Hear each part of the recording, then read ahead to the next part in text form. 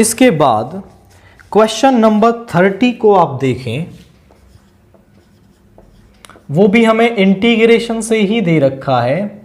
This is 0 to π/2 modulus of sine x minus cos x dx। अब आपको पता है जब भी मॉड्यूलस फंक्शन आता है लिमिट्स के केस में, तो हम इस मॉड्यूलस फंक्शन को ब्रेक कर लेते हैं लिमिट पर कि कहां पर ये फंक्शन हमारा चेंज हो जाएगा, कहां पे बिहेवियर चेंज करेगा। तो उसके लिए आप sign x minus cos X को 0 के बराबर रखें और यहां से आ जाएगा sine X is equal to cos X. Cos X को इधर ले आएंगे तो sine X over cos X is equal to 1 और यहां हो गया tan X is equal to 10 π/4 और x की वैल्यू आ गई π/4। यानी कि x इज इक्वल टू π/4 पर ये फंक्शन अपना बिहेवियर चेंज करेगा। तो इस फंक्शन को हम ब्रेक कर रहे हैं। This is the function when x is less than π/4। Sine और कॉस दो फंक्शन है हमारे पास, यहां पर 0 मान लो, यहां π/4 मान लो, यहां π/2 मान लो। यहां पर है साइन, यहां पर है कॉस।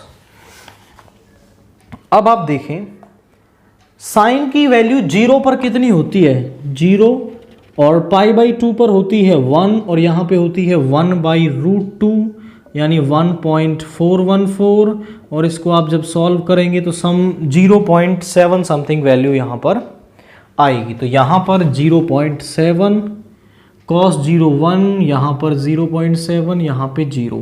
ये थोड़ा सा एक रफ डायग्राम है आपके माइंड में क्लियर करने के लिए कि कैसे फंक्शन चेंज होगा। जब x π/4 से छोटा है, when this x is less than π/4, तो यहां पर इस π/4 से छोटा है, तो आप साइन की वैल्यू को देखें तो वो बढ़ रही है, 0 से 0.7 तक पहुंच गई, यानी साइन की वैल्यू बढ़ रही है, और कॉस की वैल्यु डिक्रीज हो रही है। आप देखो 1 से 0.7 तक पहुंच गए। मतलब ये तो बात क्लियर है कि 0 से π/4 में जो कॉस है वो तो बड़ा होगा और ये साइन छोटा होगा, यानी साइन छोटा कॉस बड़ा, तो अंदर से जो वैल्यू आएगी वो नेगेटिव आएगी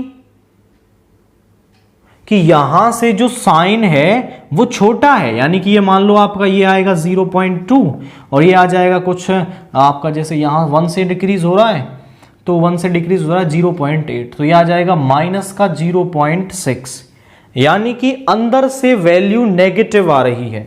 और मॉड्यूलस का काम होता है अंदर से आ रही नेगेटिव वैल्यू को पॉजिटिव बनाना। तो इसको पॉजिटिव बनाने के लिए हम यहां माइनस साइन लगाएंगे, या फिर आप ऐसा कह सकते हैं कि अंदर से जब नेगेटिव वैल्यू आ रही है तो मॉड्यूलस माइनस साइन में ब्रेक होगा। इसके बाद when x is greater than equal to π/4, कि जब x π/4 के बराबर या उससे बड़ा होगा, π/4 पर दोनों की वैल्यू क्या है, बराबर है, तो यहां 0 बन जाएगी टर्म, मतलब पॉजिटिव। और यहां पर अब आप देखो तो वैल्यू बढ़ रही है और यहां पर वैल्यू घट रही है।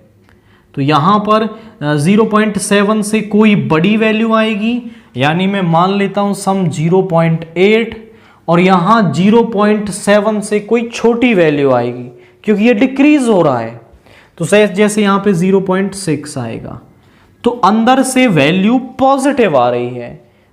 तो पॉजिटिव आ रही है तो मॉड्यूलस का काम तो पहले ही हो गया, तो मॉड्यूलस आपका पॉजिटिव साइन में ब्रेक हो जाएगा। बस इतना काम हमें करना है और फिर हम इंटीग्रेशन कर देंगे। माइनस साइन अंदर जाएगा तो cos x minus sine x। अब आप देखें इस लिमिट को हमने ब्रेक कर लिया।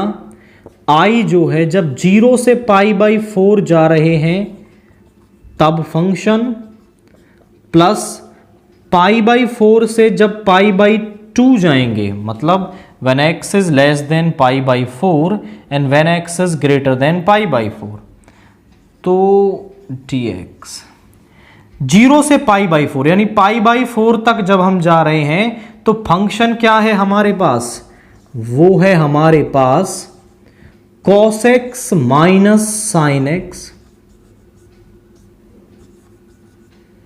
और जब π/4 टू π/2 जा रहे हैं तब फंक्शन क्या है हमारे पास, वो है sin x minus cos x dx। बस अब फंक्शन हमारा इंटीग्रेबल फॉर्म में आ गया है, तो अब हम इसको इंटीग्रेट करेंगे। देखिए कैसे, यहां सिंपली इंटीग्रेशन हो जाएगा, cos x का हो गया sin x और sin x का होता है माइनस cos x, तो जो अंदर से माइनस आएगा वो इसको पॉजिटिव बना देगा। सो दिस इज प्लस का cos x और लिमिट्स लगा दो 0 टू π/4। sin x का होता है माइनस cos x और cos x का होता है sin x। लिमिट्स हैं π/4 टू π/2। अब आप यहां पर चाहो तो लिमिट पुट कर दो, या फिर आप एक और काम कर सकते हैं, दोनों टर्म के पास माइनस है तो यहां से आप माइनस कॉमन ले सकते हो और अंदर टर्म बच जाएगी cos x plus sin x π/4 to π/2। अब अपर लिमिट यानी sin π/4 plus cos π/4 minus lower limit यानी cos 0 plus sin 0 minus upper limit यानी cos π/2 plus sin π/2 minus lower limit यानी cos π/4 प्लस sin π/4। बस हमने upper limit minus lower limits यहां पर put कर दी। sin π/4 होता है 1/√2, cos π/4 होता है 1/√2 माइनस cos 0 होता है 1 और sin 0 होता है 0, यहां पर minus sine. cos π/2 is 0 and sin π/2 is 1 minus ये हो गया 1/√2 प्लस 1/√2।